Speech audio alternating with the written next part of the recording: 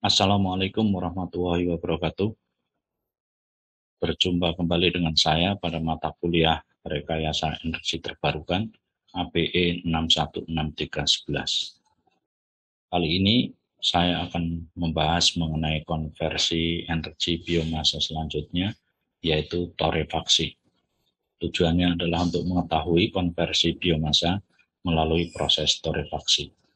Kita tampilkan kembali diagram ini untuk menunjukkan bahwa torefaksi merupakan salah satu rute yang dapat dipilih untuk mengkonversi energi biomasa padat. Hasilnya adalah biomasa torefaksi yang selanjutnya dapat diproses untuk bahan bakar pada proses combustion atau gasifikasi. Nah, pada video sebelumnya kita sudah sampaikan bahwa densifikasi biomasa itu merupakan salah satu proses untuk meningkatkan densitas dari biomasa untuk menghasilkan pelet. Dan ini adalah salah satu contoh pelet yang kita peroleh. Jadi ini pelet dari bahan baku TKKS, dan di gambar A itu adalah pelet yang baru, dan gambar B adalah pelet dengan penekanan sampai 55 megapascal dan C sampai 90 megapascal. Dan gambar D ini adalah pelet yang rusak, ya, karena penyimpanan terbuka lebih dari 6 bulan. Jadi densifikasi menjadi pelet saja itu masih belum menyelesaikan masalah semuanya, terutama dalam proses penyimpanan. Kalau proses penyimpanannya kurang bagus, maka pelet itu juga akan mengalami kerusakan. Nah, salah satu cara yang bisa diupayakan untuk mengatasi ini adalah melakukan torefaksi biomasa. Apa itu torefaksi? Torefaksi itu adalah proses termal pada suhu antara 200 sampai 350 dalam kondisi anaerob dengan heating rate yang rendah dan waktu tinggal yang cukup lama antara 30 menit sampai 2 jam. Tetapi waktu ini sebetulnya merupakan kombinasi dari suhu. Jadi kalau suhunya tinggi, waktunya bisa diturunkan. Kalau suhunya rendah, waktunya bisa dinaikkan. Dalam penelitian kami di lab, itu kami menggunakan waktu sampai 20 menit itu sudah cukup dengan suhu 300 derajat Celcius, dan kita torefaksi biomasa itu satu biomasa saja. Tapi kalau biomasanya diproses secara ruah, jadi biomasa dalam banyak biomasa kemudian disatukan, dijadikan satu, kemudian diproses, mungkin memerlukan waktu lebih lama. Nah, proses torefaksi ini sesungguhnya merupakan proses dekomposisi hemiselulosa, selulosa, dan lignin. Produk dari proses torefaksi itu 80% terdiri dari produk padat, yaitu biomasa torefaksi dan abu. Kemudian 15% produk cair, terdiri dari air, kemudian asam organik, lemak, kemudian 5% gas, CO2, CO, CH4, H2, kemudian hidrokarbon. Produk utama yang diinginkan dari proses torefaksi adalah bahan bakar padat yang menyerupai batu bara dengan karakteristik lebih baik daripada biomasa asalnya. Biomasa padat ini kita namakan dengan biomasa yang sudah ditorefaksi atau biomasa torefaksi. Torefaksi itu dapat mengatasi beberapa masalah biomasa. Yang pertama adalah nilai kalori, itu bisa ditingkatkan, kemudian asap, yang kita tahu bahwa proses pembakaran biomasa akan menghasilkan asap. Setelah ditorefaksi, itu proses pembakaran biasanya akan menjadi lebih efisien dan asapnya menjadi sangat jauh berkurang. Ya, mengapa? Karena pada proses torefaksi itu bagian-bagian volatil dari biomasa itu sudah teruapkan. Kemudian yang sangat penting dari proses torefaksi ini adalah meningkatkan hidrofobisitas dari biomasa. Hidrofobi itu adalah sifat takut air. Jadi biomasa menjadi tidak mau atau takut dengan air. Boleh dikatakan menjadi water resistant, jadi tahan terhadap air.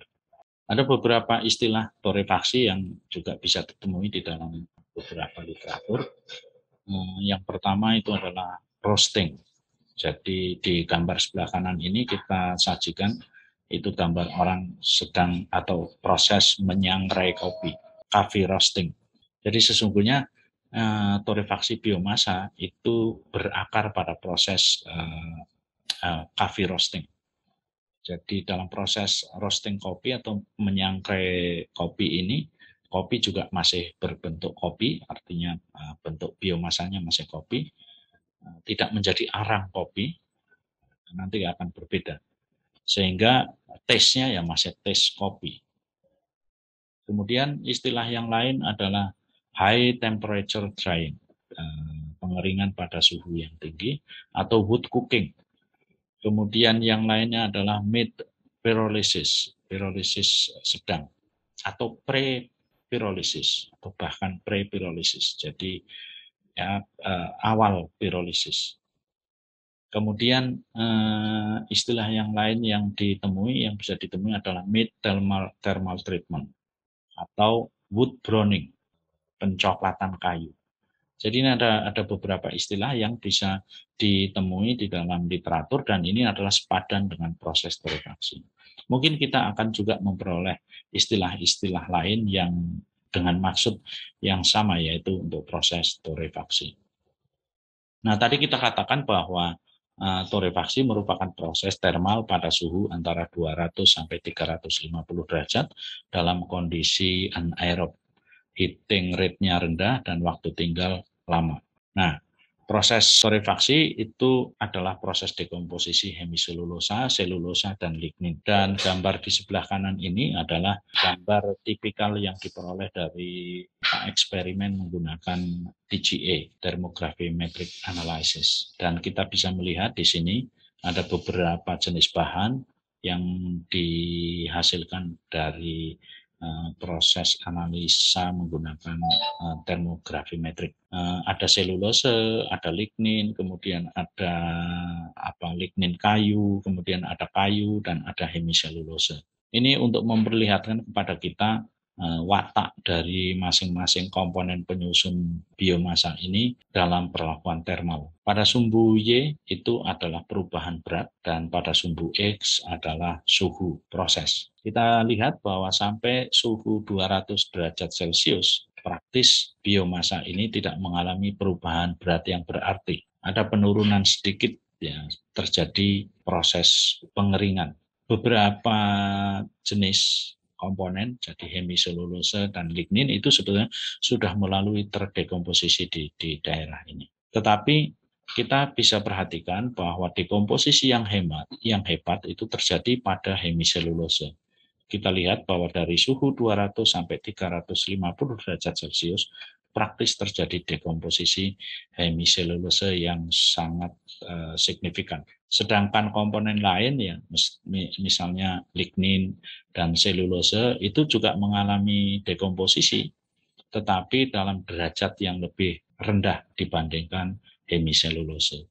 Nah, oleh karena itu biasanya biomasa yang dihasilkan dari proses torefaksi ini itu akan memiliki kandungan lignin yang meningkat. Karena apa? Karena komponen hemiselulosenya itu turun jauh sehingga proporsi ligninnya menjadi naik. Nah, gambar berikut ini menunjukkan hubungan antara waktu, suhu, kadar air, massa produk, dan kebutuhan panas pada proses torefaksi. Jadi di sumbu X ini adalah waktu atau waktu proses torefaksi dan di sumbu Y ini adalah komponen-komponen, ada beberapa komponen variabel, ada beberapa variabel diantaranya adalah suhu dari biomasa, kemudian kadar air, kemudian perubahan massa dari biomasa itu sendiri, dan kebutuhan panas untuk proses torefaksi. Kita bisa melihat di sini bahwa pada suhu antara 100 hingga 200 derajat Celcius, proses yang terjadi dari sini sampai ke sini, itu adalah semuanya adalah proses pengeringan. Jadi dari initial drying, pre-drying, dan post-drying. Tadi saya katakan bahwa komponen hemiselulose dan lignin itu sudah mulai terdekomposisi di suhu sekitaran 200 derajat Celcius. Kemudian antara suhu 200 hingga 300 derajat Celcius di sini itu adalah proses yang terjadi adalah proses torefaksi dan setelah proses torefaksi itu selesai kemudian proses pendinginan. Nah, kalau kita lihat perkembangan kadar air kita bisa melihat ya bahwa sampai suhu 200 derajat Celcius itu kadar air turun hingga mencapai 0.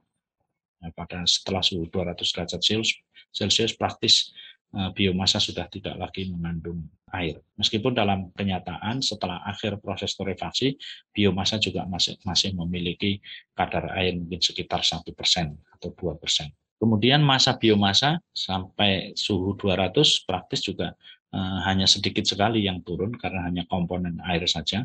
Dan dalam proses ini kita berangkat dari biomasa yang kering, biomasa yang ya sudah kering.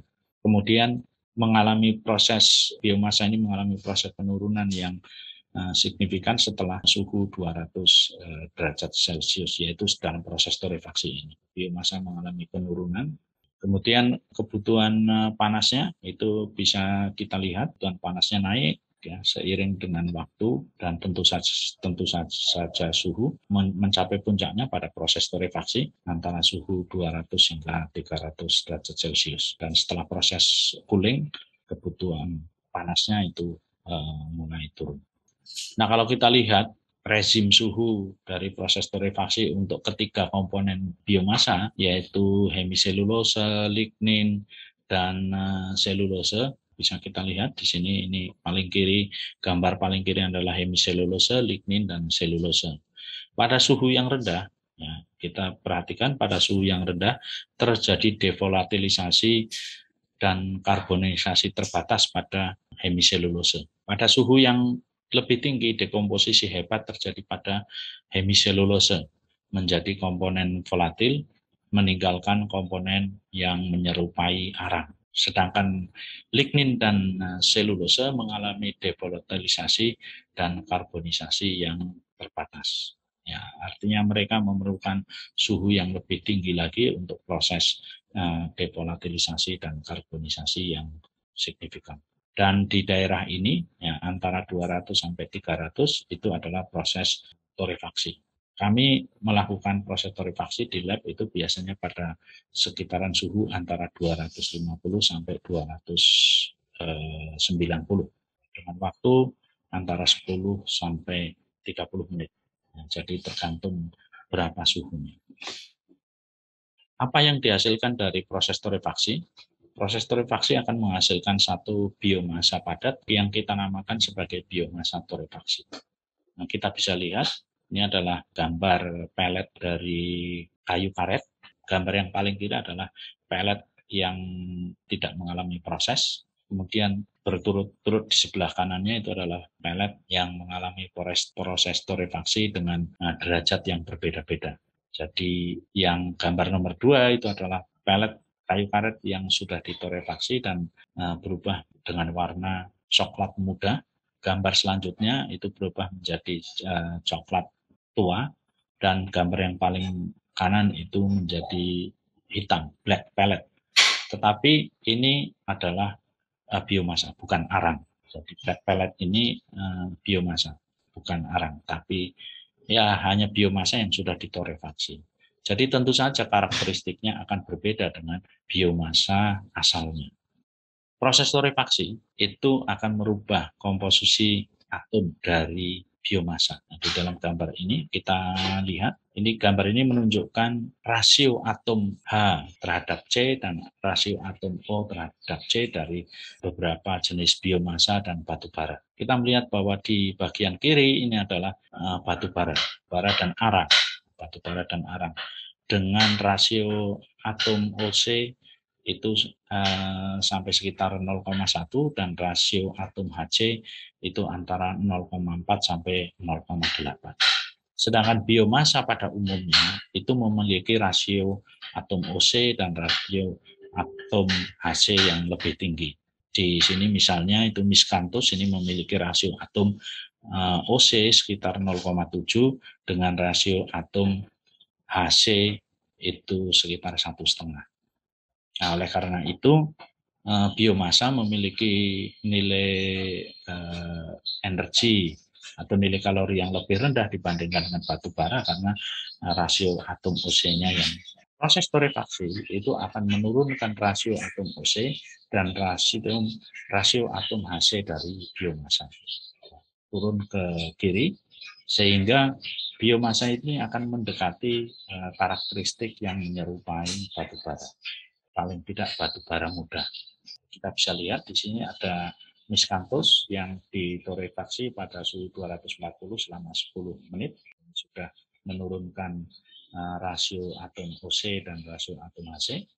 Dan pada suhu 290 selama 60 menit, ya, torefaksi pada suhu 290 selama 60 menit, itu sudah menurunkan rasio OC dari miskanthus menjadi kurang dari 0,4 dan rasio atom HC-nya turun menjadi sekitar 1,1.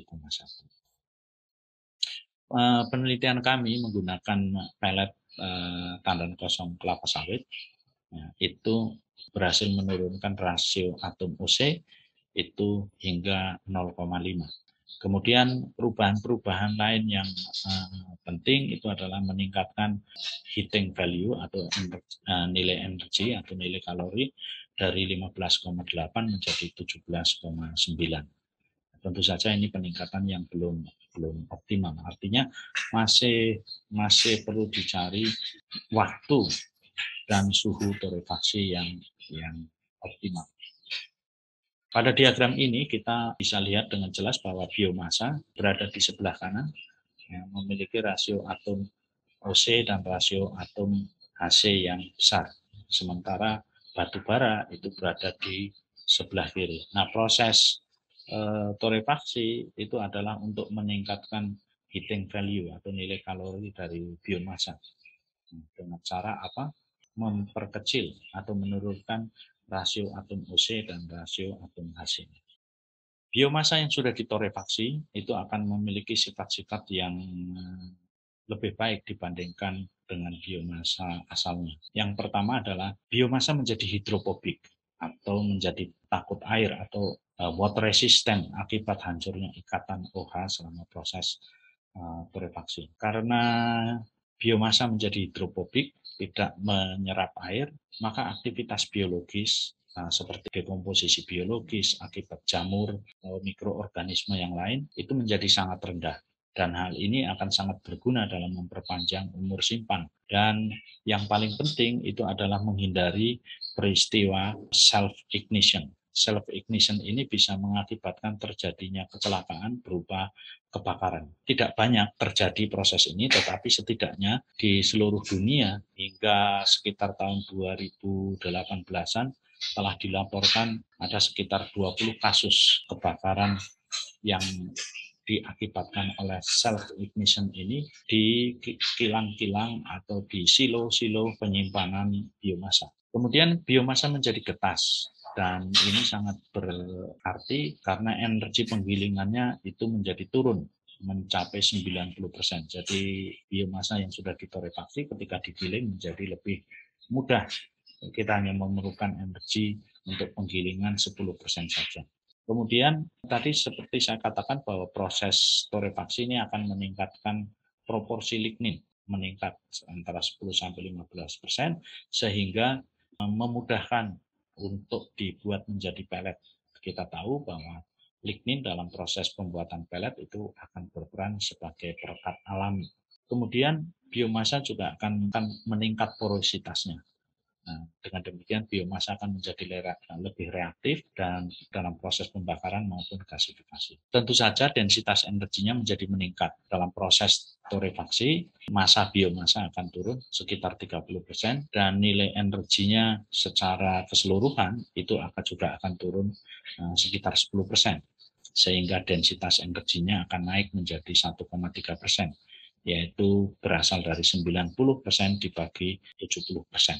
Gambar ini memperlihatkan grainability, jadi besarnya daya atau energi yang diperlukan untuk menggiling biomasa. Nah, kita bisa lihat bahwa kurva yang di atas ini, yang berwarna hijau-hijau ini adalah kurva untuk biomasa yang tidak mengalami torefaksi. Biomasa kering dengan kadar air sekitar 10-13%. Kemudian gambar yang paling bawah yang warnanya coklat dan biru itu adalah biomasa yang sudah diproses dengan torefaksi. Misalnya di sini ada willow pada 290 derajat 24 menit. Dan kita bisa melihat di sini bahwa kebutuhan energinya untuk proses penggilingan itu hanya sekitar 10%, lebih rendah dari 10%, tergantung dari berapa ukuran partikel yang diinginkan dalam proses penggilingan ini. Dan ini merupakan salah satu keuntungan dari proses torefaksi, terutama ketika biomasa itu akan diproses untuk menjadi padat. Kemudian sifat-sifat yang lainnya adalah bahwa kalau kita memiliki biomasa campuran dari beberapa jenis biomasa, maka produk yang dihasilkan dari proses torefaksi itu akan memiliki sifat yang homogen, baik sifat fisik maupun sifat kimianya. Hal ini akan menguntungkan karena proses pelletisasi dari berbagai jenis biomasa itu cukup dilakukan dengan satu mesin saja. Proses ini tentu saja akan meningkatkan ekonomi dari proses industri pellet biomasa. Pellet torefaksi itu juga lebih kuat, antara 1,5 hingga 2 kali dari pellet yang tidak ditorefaksi. Pellet yang sudah ditorefaksi tidak mudah pecah selama penanganan dan penyimpanan. Hal ini mungkin berkaitan dengan salah satu sifat tadi bahwa pellet yang sudah ditorefaksi itu memiliki sifat yang hidrofobik. Kemudian pemanfaatan beragam energi biomasa dengan satu peralatan pembakaran saja, karena pellet torefaksi memiliki sifat yang homogen sehingga cukup dengan satu peralatan pembakaran saja. Nah, hal ini tentu akan meningkatkan ketersediaan bahan bakar, reliabilitas suplai, dan menurunkan biaya bahan bakar dan ongkos penanganan dan penyimpanan. Kemudian biomasa akan memiliki rasio OC dan kandungan volatil yang rendah. Hal ini akan mengakibatkan peningkatan efisiensi pembakaran dan gasifikasi dan menghasilkan pembakaran yang tanpa asap. Kami telah menguji beberapa jenis pellet ya, sebenarnya beberapa jenis pellet yang sudah ditorefaksi, di antaranya adalah pellet dari kayu jabon, pellet dari kayu karet, dan tadi juga pellet dari tandan kosong kelapa sawit, dan terakhir kami juga melakukan pengujian untuk pellet dari bambu. Dan kita bisa melihat di sini perbedaan pellet yang sudah ditorefaksi dan pellet yang tanpa torefaksi. Di gambar yang baris paling atas ini adalah pellet yang tidak ditorefaksi. Kemudian di gambar tengah ini adalah pellet yang sudah ditorefaksi tetapi hanya sampai pada brown pellet. Kemudian di gambar paling bawah itu adalah pellet torefaksi hingga matang sampai menjadi black pellet. Kita bisa melihat di sini bahwa ketika pellet itu kita rendam di dalam air, dalam hanya waktu 5 menit itu pellet yang tidak ditorefaksi itu sudah hancur. Pellet yang brown ini juga belum kuat, jadi 5 menit, 30 menit ini juga sudah mulai menunjukkan kehancuran. Tetapi black pellet itu lebih tahan, ya, dia tidak rusak meskipun direndam di dalam air sampai 30 menit. Bahkan sampai 24 jam. Sampai 24 jam black pellet ini masih tetap utuh. Hanya warna airnya saja yang sudah mulai menguning menunjukkan adanya zat-zat ekstraktif yang masih ada di dalam pellet yang keluar larut di dalam air. Berikut adalah keseimbangan energi dan massa selama proses torefaksi. Jadi pada awalnya kita memiliki biomasa dengan nilai 1, biomasa awal 1, masanya dan energinya juga 1 atau 100%. Nah, selama proses torefaksi itu biomasa itu akan mengalami kehilangan massa sebesar 30%, kurang lebih 30%, tergantung dari proses torefaksinya. Kemudian selain itu juga biomasa akan mengalami kehilangan energi karena sebagian komponen dari biomasanya hilang, maka energinya juga ikut hilang sebesar 0,1 atau 10%.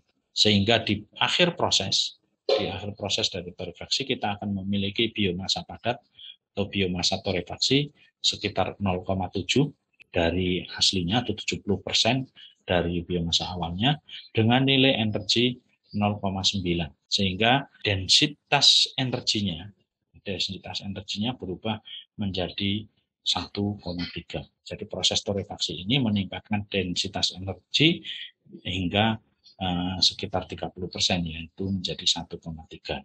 Nah, kami di Universitas Lampung bangga bahwa kami memiliki satu unit torefaksi skala pilot dengan kapasitas 20 kg per jam sekali proses, dan proses ini memerlukan waktu yang singkat, hanya sekitar 5 menit.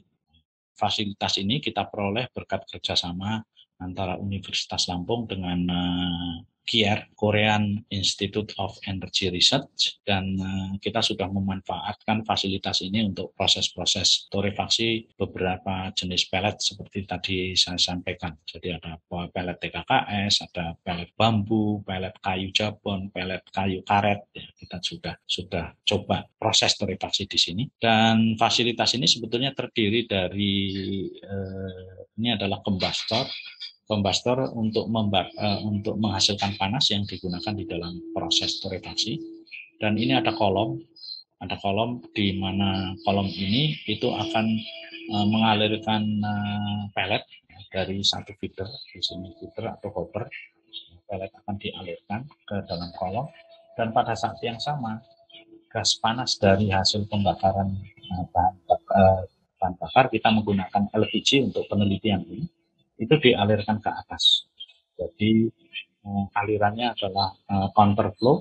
Itulah sebabnya kita sebut fasilitas ini sebagai counterflow multi-bubble reactor. Jadi aliran pelet ke bawah dipertemukan dengan aliran gas panas yang naik ke atas, dan terjadilah proses torefaksi. Kemudian aliran gas ini terjadi karena adanya ID fan yang akan menarik gas ini supaya mengalir, dan di sini dilengkapi dengan satu siklon untuk memisahkan partikel-partikel padat yang terbawa. Kemudian ada pendingin, kemudian ada juga filter, bed filter yang akan menyaring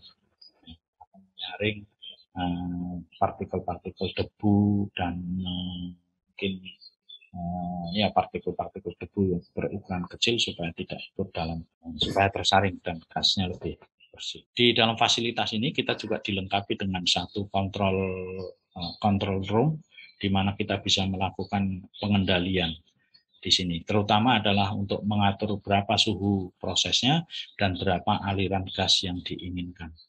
Karena dalam pengalaman kami itu untuk setiap jenis pelet itu memerlukan kondisi yang berbeda, suhu dan aliran gasnya itu berbeda dari satu jenis pelet ke jenis pelet yang lainnya. Nah, secara skematik ini adalah gambaran dari reaktor torefaksi COM. Nah, kita ada feeder atau hopper di sini yang akan mengalirkan pelet ke dalam kolom, dan pada saat yang sama gas panas dari kombustor ini kemudian dialirkan ke atas, mengalir ke atas, ditarik oleh ID fan di sini, sehingga bertemulah antara aliran gas panas ke atas dan aliran pelet ke bawah.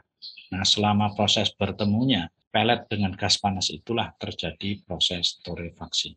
Ini adalah sebetulnya inti dari reaktor torefaksi COM itu berada di kolom ini. Dan di dalam kolom ini itu terdapat bubble-bubble yang akan mengatur kecepatan dari pelet itu turun ke bawah. Ini secara teoritis ini bisa bubble-bubble ini sudutnya bisa diatur, tetapi teknisnya ini memerlukan waktu dan tidak mudah, sehingga kita biasanya tidak merubah ini, tetapi kita mengkombinasikan dengan mengatur laju aliran gas panas saja. Proses ini hanya memakan waktu, resident time-nya itu dari biomasa turun dari hopper atau dari feeder sampai turun di bawah selesai, itu kira-kira waktunya antara 3 sampai 4 menit. Jadi sangat singkat sekali. Jadi ini merupakan satu proses yang sangat cepat, proses torefaksi yang sangat cepat. Torefaksi sebetulnya kalau kita lihat tadi bahwa torefaksi itu kita adopsi dari proses menyangrai kopi, itu sesungguhnya itu adalah teknologi yang sudah sangat lama. Tetapi untuk proses biomasa, peningkatan kualitas biomasa, proses ini masih merupakan proses yang baru dan masih dalam tahap pengembangan. Kalau kita lihat di sini, beberapa tahapan penting masih memerlukan optimasi. penyempurnaan atau bahkan masih terbuka untuk dikembangkan, untuk diteliti. Dan hingga saat ini masih dalam proses pengembangan dan belum ada yang secara komersial sudah diaplikasikan. Ini tim kami, tim torefaksi kami. Jadi ini teman-teman dari Korea, dari Kier. Kemudian ada Pak Wahyu dari Kehutanan, Pak Wahyu Hidayat. Ini adalah sebetulnya adalah pelopor dari penelitian torefaksi di Unila. Kemudian saya, dan ada Bu Dewi dari Teknik Kimia, dan ada Pak Amrul dari Teknik Mesin. Kami juga ada tim Pak Udin, Profesor Udin dari Teknologi Hasil Pertanian juga terlibat di dalam proses ini. Terima kasih atas perhatiannya. Assalamualaikum warahmatullahi wabarakatuh.